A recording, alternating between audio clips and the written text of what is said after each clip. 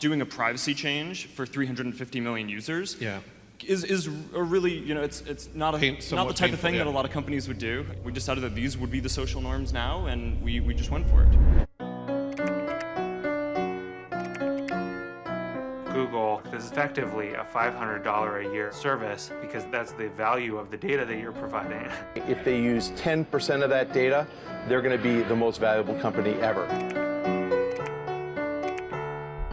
Companies that you've never heard of claim to have about 1,500 points of data on the average American citizen. Is it hard to go through it and actually find specific details about a person? No, that's super easy. Within a couple of minutes, you can figure out what people voted for, what psychological problems they have, what parties they've been to.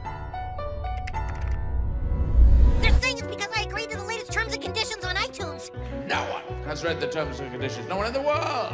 To the extent there have been contract decisions, they've held that these terms and conditions are valid. And what if your phone came with these long terms and conditions said, well, if you use the phone, the government can wiretap you? That would be insane. But that's the kind of world we're living in. Anything that's been digitized is not private. And that is terrifying. For the government to get information from a Google or a Facebook is a lot easier than the government doing it itself and putting a wiretap on our phones. You have to put these powers into somebody's hands. Like social networks in recent times.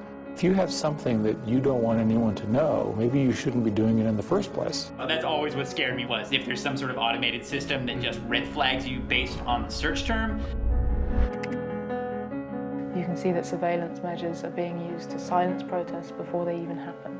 Boom, NYPD SWAT, their bulletproof vests on, their guns drawn. I was like, are you being serious?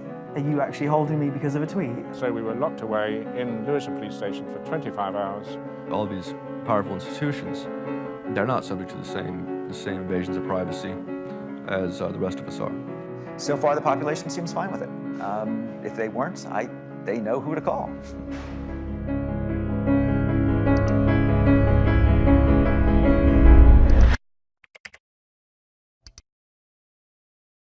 Thank you.